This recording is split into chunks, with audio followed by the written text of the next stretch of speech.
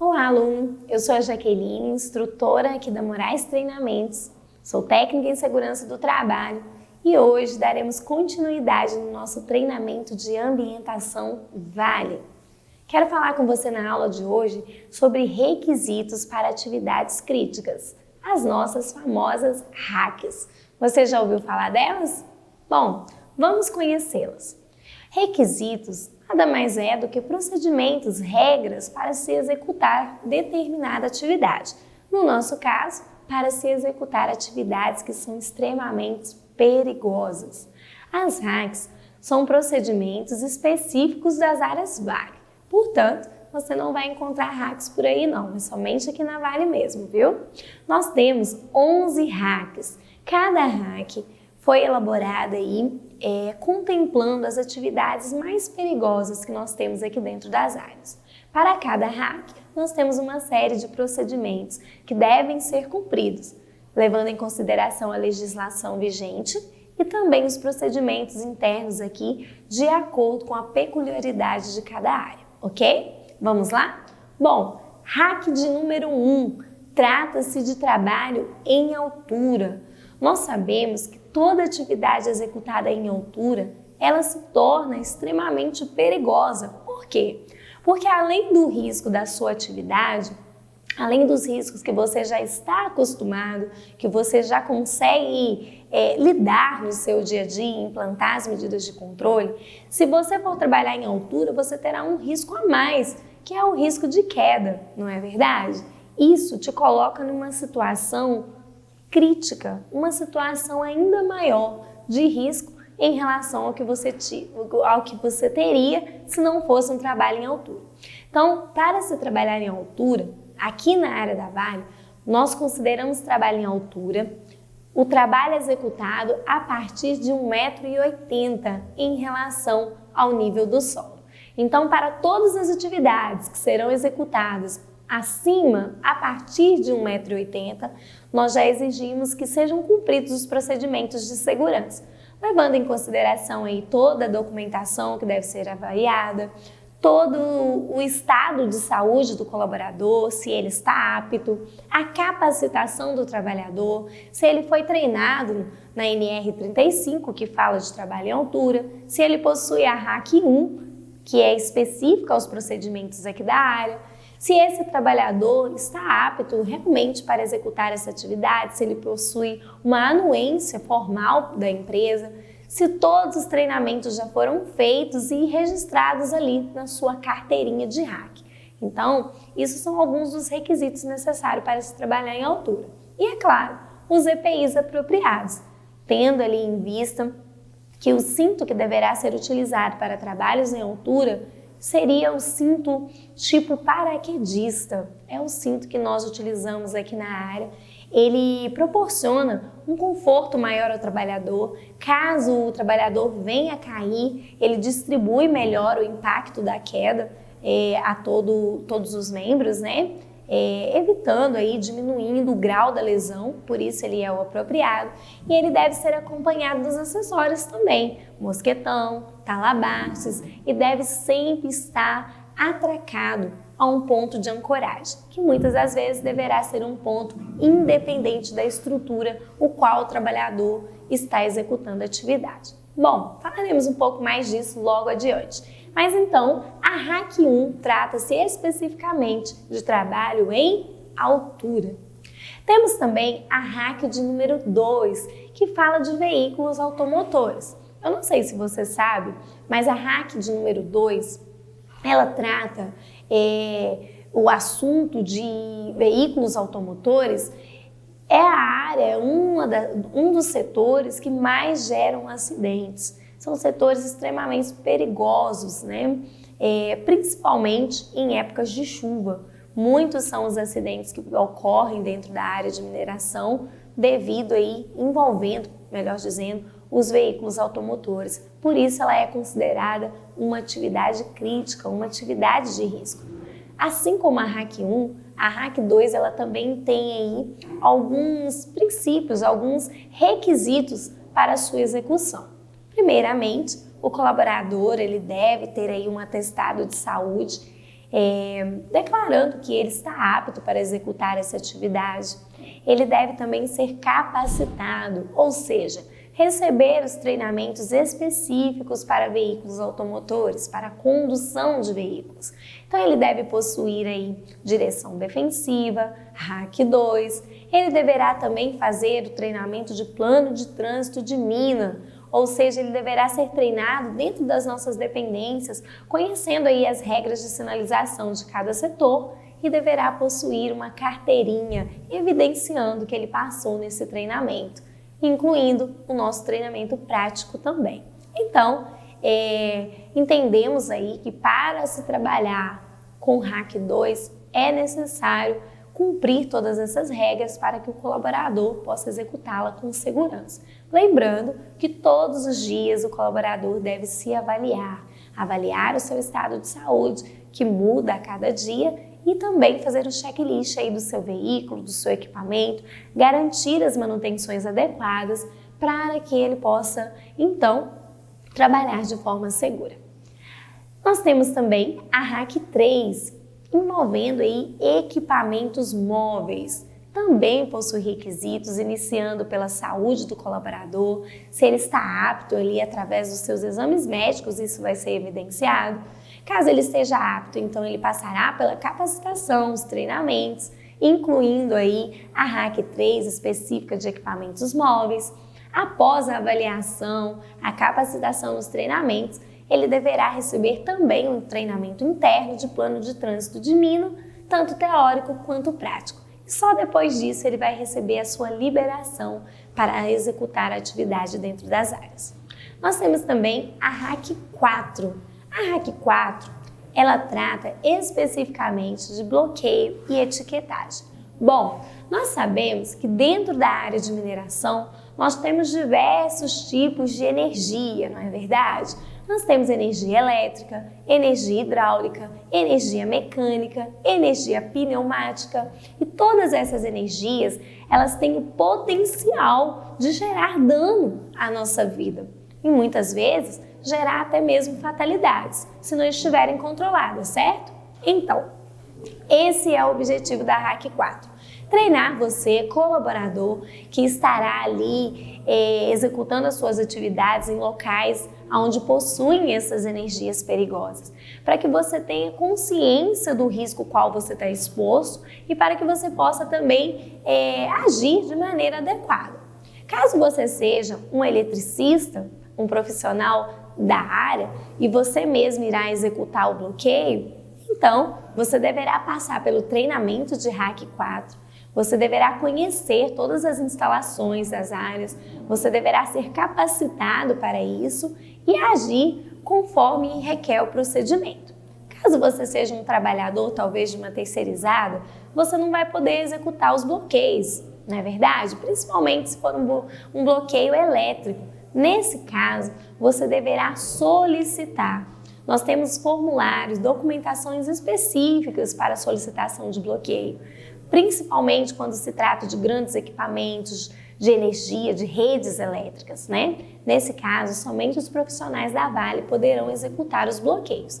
Isso será solicitado por você ou pela sua liderança através de um formulário de solicitação de bloqueio. Esse formulário será preenchido contendo ali as informações do equipamento ou da rede que será bloqueada, que necessita do bloqueio, contendo o motivo, né, o nome de quem está solicitando, o período em que isso será realizado e todas as informações ali que forem pertinentes. Esse formulário deverá ser repassado então ao setor responsável por isso. E então eles vão planejar, né, a data certa, o momento ali que estarão disponíveis, que poderá realizar essa intervenção e virão então realizar o bloqueio. O bloqueio, ele também tem a sua etiqueta de bloqueio, que deverá estar ali junto ao cadeado de bloqueio, que vai ser instalado no local ou na caixa de bloqueio, se for uma equipe trabalhando no local.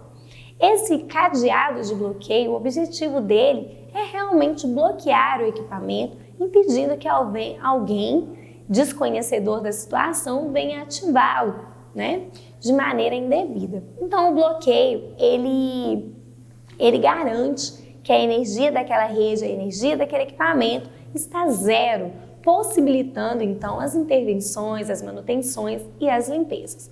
Todo equipamento bloqueado, ele deve possuir ali o cadeado juntamente com a ficha de bloqueio. Nessa ficha deve conter a foto do representante, a foto da pessoa, do trabalhador que realizou o bloqueio, as informações referentes também a esse bloqueio.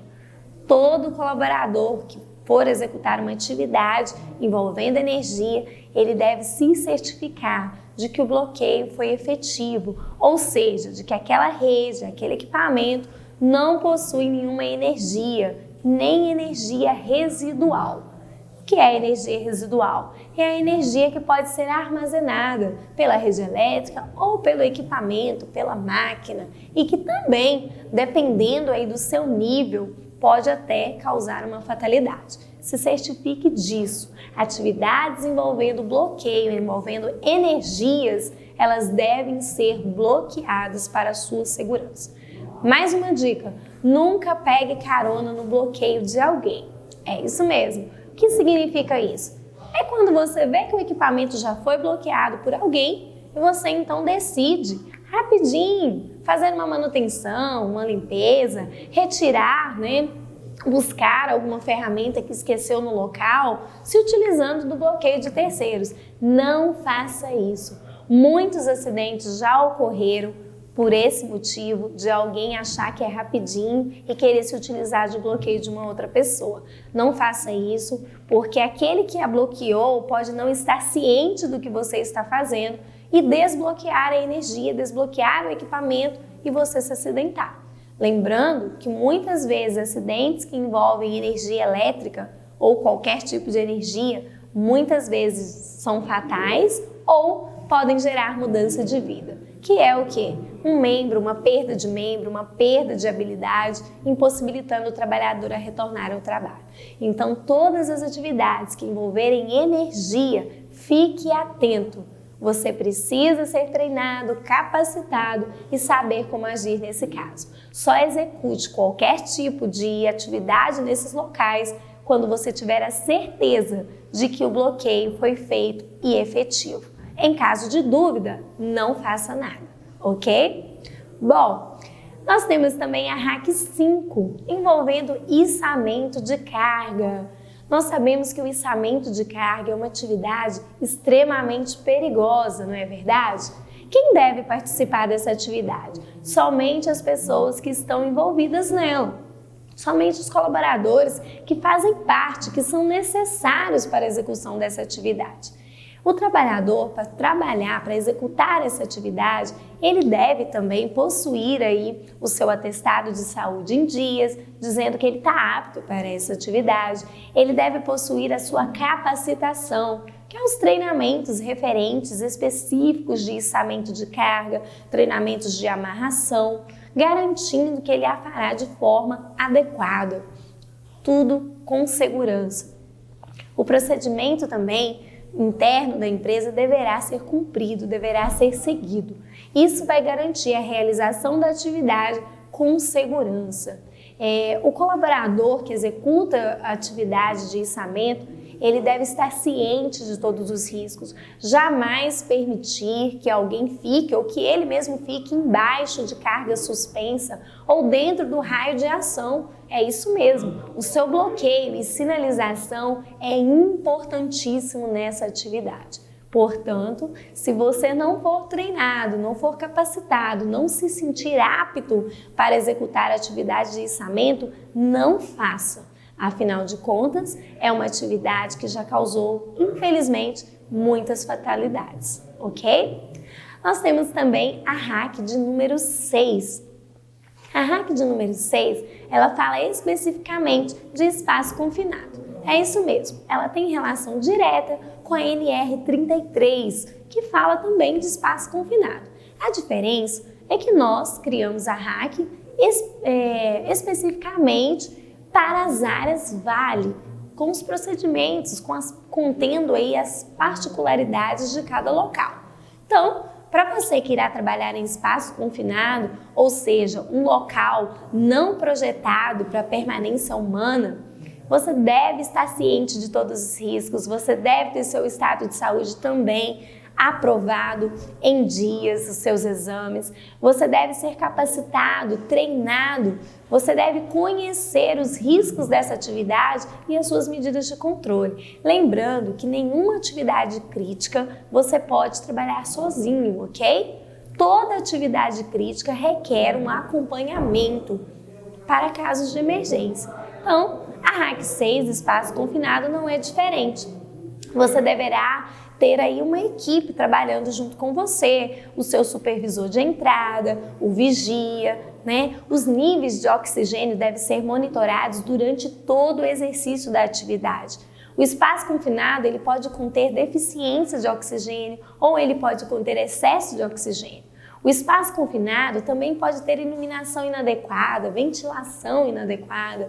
Ele pode também possuir gases tóxicos, letais aí para a sua vida. Então fique atento, conheça os EPIs utilizados, conheça os EPCs, conheça os procedimentos da área e só depois execute uma atividade em espaço confinado, ok? Garanta aí a sua vida, a sua saúde e a sua segurança. Nós temos também a RAC 7. Ela fala aí de proteção de máquinas. Nós sabemos que nas nossas instalações Vale, como tem muitas máquinas, muitos equipamentos de grande porte, tendo aí partes móveis, rotativas muitas vezes. E essas máquinas, esses equipamentos, eles precisam de proteções, não é verdade? De dispositivos de segurança para garantir aí a integridade física do trabalhador que está ali naquele local. Então, a RAC 7, ela trata especificamente disso, das proteções das máquinas, dos dispositivos de segurança que devem ser instalados, das sinalizações, como deve ser um local que possui esses tipos de equipamentos.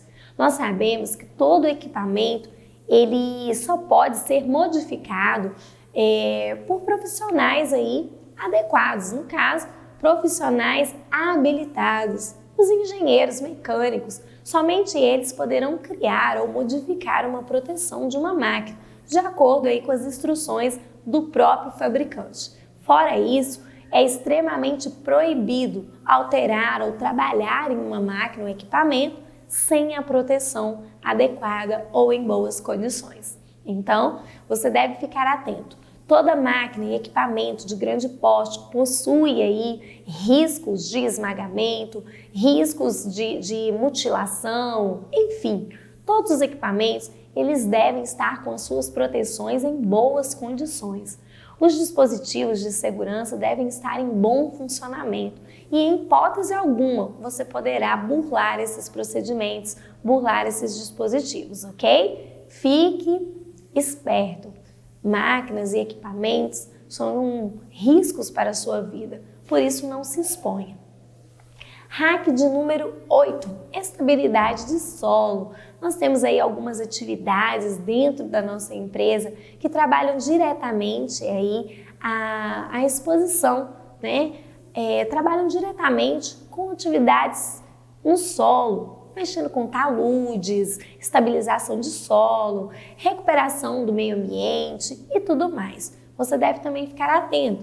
Afinal de contas, esses trabalhos também são de alto risco, são atividades perigosas, envolvem aí deslizamentos, alboramento, soterramento, e a falta de estabilidade no solo muitas vezes pode levar a acidentes gravíssimos caso o solo venha a ceder. Então, fique atento, esteja também treinado, capacitado e conhecedor aí do procedimento local. Só depois você poderá trabalhar nessas áreas.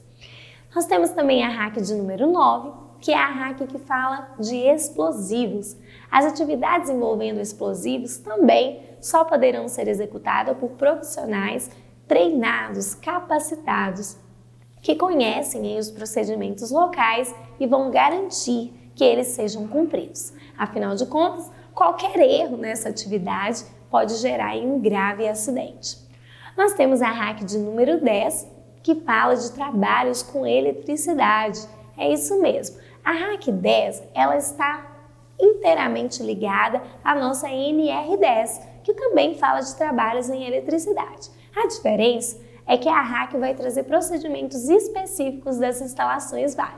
Então, você vai conhecer os procedimentos, como trabalhar com essas energias, como trabalhar com eletricidade de uma forma clara, de uma forma segura para a sua vida e para a vida dos outros também. Todo colaborador também deve ter aí o seu estado de saúde avaliado, deve ser treinado, deve ser capacitado, deve possuir aí a sua carteirinha de RAC, dizendo que ele está apto para aquela atividade. E deve garantir que toda a documentação de segurança foi feita antes de se iniciar a atividade, ok? E por último, nós temos aí a RAC 11, que fala um pouco pra gente do metal líquidos. São alguns tipos de metais presentes aqui dentro da área que também são extremamente perigosos e requer uma capacitação por parte do trabalhador. Então, pessoal, essas são as 11 RACs que nós possuímos aqui dentro da área. Claro que você deverá ser treinado de acordo com a sua função. Você não vai ter aí os treinamentos das 11 RACs, somente aquelas RACs que têm ligação direta ou indireta com a sua função, ok? Isso vai ser estabelecido, vai ser repassado a você pela sua empresa, pela sua liderança, fazendo aí o mapeamento das RACs que são pertinentes a você. Então, o objetivo das RACs é o quê? É estabelecer requisitos para a execução das atividades críticas com o propósito de preservar a vida das pessoas. Os requisitos de atividades críticas são princípios que devem ser observados para que não haja comprometimento da saúde e da segurança dos trabalhadores. Então, nós temos requisitos para pessoas, requisitos para instalações e equipamentos e requisitos para procedimentos. Todos esses deverão ser cumpridos. Lembrando, pessoal, que cada procedimento descumprido é uma possibilidade a mais de você se acidentar. Então, fique atento. Em caso de dúvida, pergunte à sua liderança, corra atrás da informação, mas não execute nenhum tipo de atividade, principalmente atividade crítica que tem um alto risco aí para a sua vida ou para a sua saúde, sem ter a certeza de que você está protegido, de que as medidas de controle foram verdadeiramente implantadas, ok? Bom, deixa eu contar uma história para você. Essa história é sobre 4 pessoas. Todo mundo, alguém, qualquer um e ninguém. Havia um importante trabalho a ser feito e todo mundo tinha certeza de que alguém o faria. Qualquer um poderia tê-lo feito, mas ninguém o fez. Alguém zangou-se porque era um trabalho de todo mundo. Todos pensaram que qualquer um poderia fazê-lo, mas ninguém imaginou que todo mundo deixasse de fazê-lo. Ao final, todo mundo culpou alguém quando ninguém fez o que qualquer um poderia ter feito. Fica aí esse texto para a gente encerrar aqui a nossa aula de hoje. Assuma a sua responsabilidade, conheça os riscos, não deixe que a sua segurança dependa de terceiros. Afinal de contas, você pode esperar que alguém faça por você e aquele alguém também pode estar esperando que você faça. Então, no final, muitas vezes, ninguém vai fazer. Essa é a moral dessa história. Então, assuma a sua responsabilidade. Quando se trata de saúde e segurança, não terceirize isso. Faça você mesmo, garanta você mesmo a sua saúde, a sua segurança, para que ao final do dia você possa voltar para sua casa melhor do que quando você entrou pela manhã, com o seu estado de saúde em boas condições e com a sua integridade física garantida. Ok? Essa foi a nossa aula de hoje e eu te aguardo. Até a próxima!